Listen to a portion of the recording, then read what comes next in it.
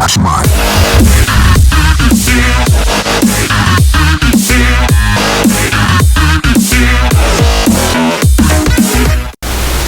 Hermanos, Dios los continúe bendiciendo grandemente. Vamos a dar continuidad a nuestro estudio acerca del Adviento, pero antes quiero que empecemos orando. Vamos a pedirle a Dios que sea Él quien hable a nuestra vida, a nuestra mente y a nuestro corazón. Vamos a orar. Padre maravilloso, te damos gracias por tu amor, tu misericordia y tu fidelidad. Gracias por el privilegio que tú nos das, maravilloso Rey, de saber, Padre Santo, que somos tus hijos, redimidos por la sangre de Cristo y que necesitamos cada día ser formados a la imagen de tu Hijo. Padre Santo, nos rendimos en humildad a tu palabra para que seas tú quien hables a nuestra mente, a nuestro corazón, Señor. Anhelamos prontamente tu venida, Señor Dios, para que nos libres de este cuerpo de muerte, pero para poder adorarte y exaltarte con todo lo que somos, maravilloso Rey. En el nombre de tu amado Hijo te damos gracias, precioso Señor. Amén y amén. Como bien sabemos, estamos empezando esta semana hablando acerca del Adviento, acerca de la esperanza de la venida del Señor Jesús.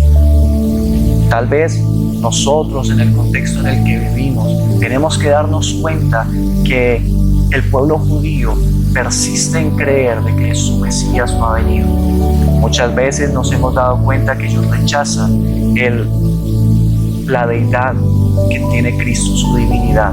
Rechazan de que Él sea el Mesías prometido a su pueblo.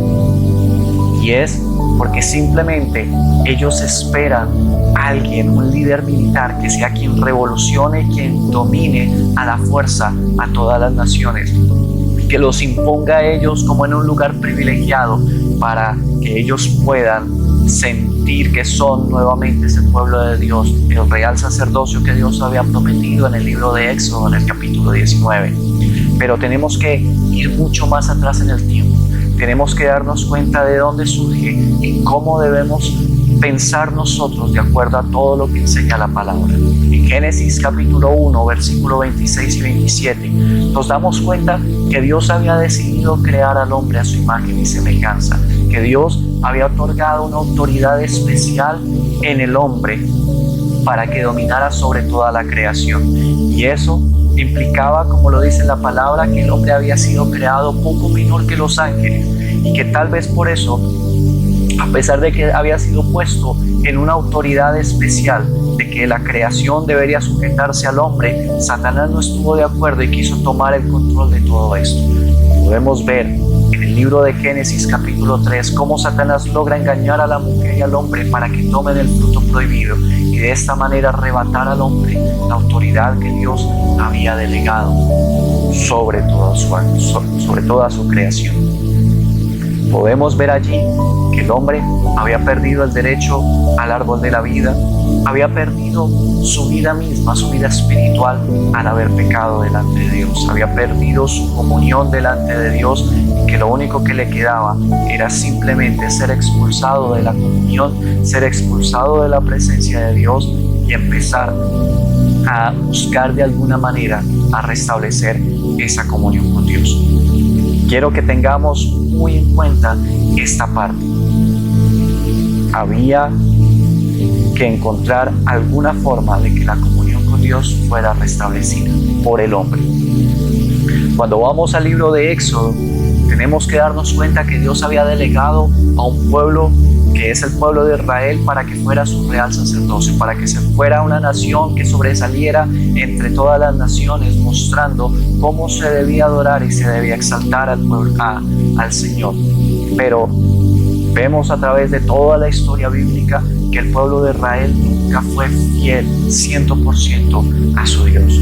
Y por eso, cuando vemos al profeta Daniel allí en medio de ese exilio en el cual se encontraba, dice que él tuvo una visión en la cual él podía contemplar a alguien como el Hijo del Hombre. Esa visión tal vez para él fue bastante confusa, pero cuando vamos a los evangelios tenemos que darnos cuenta que el mismo Jesús se refiere a sí mismo como el Hijo del Hombre. No se refiere como el Mesías, como el líder militar que tanto anhelaban ellos. No se refiere a sí mismo como aquel libertador que había venido para traer espada y traer libertad a la fuerza sobre su pueblo. ¿Saben?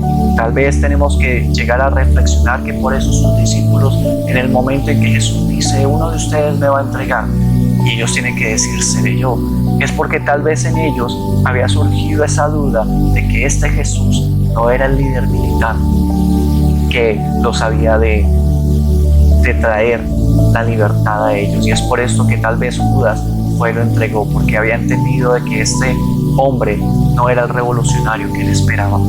Hay algo importante, y es que Jesús se refiere a sí mismo como el Hijo del Hombre. Y este término, Hijo del Hombre, quiero que entiendan de alguna manera. Tal vez en muchas películas épicas de aquella Edad Media podemos hablar del príncipe, qué sé yo, José, heredero del trono de tal reino. Podemos ver en muchas series este tipo de término, el heredero del trono, o el heredero de la sangre, o el heredero de la corona. Y este término, Hijo del Hombre, hace referencia a eso. Jesús es el heredero de Adán. Jesús es el Hijo, es la simiente de la mujer prometida a Adán y a Eva en Génesis capítulo 3, que vendría a terminar con la maldición que había ocasionado Adán y Eva con su desobediencia. Jesús, como el término de Hijo de Hombre, era el heredero genuino que iba a romper como ser humano, pero también como 100% Dios, con esa maldición del pecado. Usted y yo, como seres humanos, nunca lograremos alcanzar la bendición de Dios por nuestras obras o por nuestros méritos.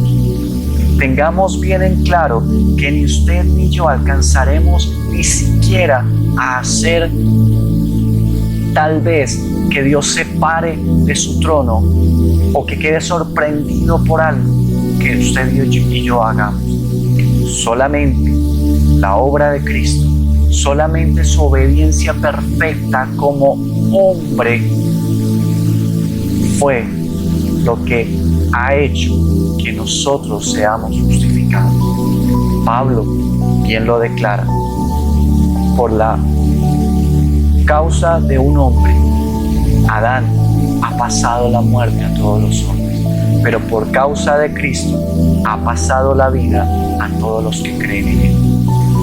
Pablo también declara que por la obediencia de un hombre, es decir, Cristo, hemos sido nosotros justificados. Este Jesús es la imagen perfecta de Dios y es el hombre perfecto, justo como Adán lo era antes de su desobediencia allí en el jardín del Edén. Jesús es la imagen perfecta del Padre. Si nosotros vamos a Juan capítulo 14, el mismo Tomás tiene que decirle a Jesús: Señor, muéstranos al Padre y con eso nos basta. Pero Jesús tiene que decirle: tanto tiempo he estado con ustedes y no me conocen. El que me ve a mí, ve al Padre. Algo importante, y es que Jesús es la imagen perfecta de la vida. Jesús es la imagen perfecta de Dios, y por eso el mismo Pablo aún tiene que declarar que todos debemos llegar a la estatura de Cristo. Él es con quien debemos compararnos. Él es con quien debemos nosotros medir nuestro crecimiento espiritual. ¿Cuántas veces hemos tal vez comparado nuestra vida con nuestro hermano, con el pastor, con el líder, con el predicador? Cuando la misma palabra nos dice que Jesús es nuestro ejemplo y que debemos llegar a la imagen de Cristo. ¿Cuántas veces hemos visto gente que ha hecho milagros, gente que ha orado por enfermos y se han sanado, gente que han visto y han hecho cosas grandiosas por Dios? Pero Tal vez nosotros en nuestra razón hemos limitado nuestra fe y nuestro anhelo de crecer solamente hasta donde llega esa persona, cuando la misma palabra enseña que debemos anhelar llegar a la estatura de Cristo. Cristo, el ejemplo de perfección. Tal vez usted y yo no tengamos, qué sé yo, los ojos, el color de ojos de Jesús, o la barba que Él tenía, o la estatura física que Él tenía. Pero hay algo, y es que nosotros podemos llegar a ser como Cristo. Su Espíritu Santo está en nosotros. El mismo Espíritu que guió a Jesús durante su vida terrenal aquí es el mismo que a cada uno de aquellos que creen en la muerte y resurrección de Jesús está allí para hacerlo crecer a la estatura de Cristo. ¿Quiere conocer a Jesús? Está en la palabra. ¿Quiere entender el pensamiento de Dios para hacer imagen de Él? Está en la palabra.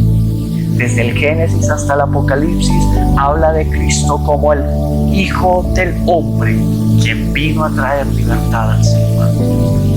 Adán, por causa de Adán hemos sido hechos esclavos del pecado.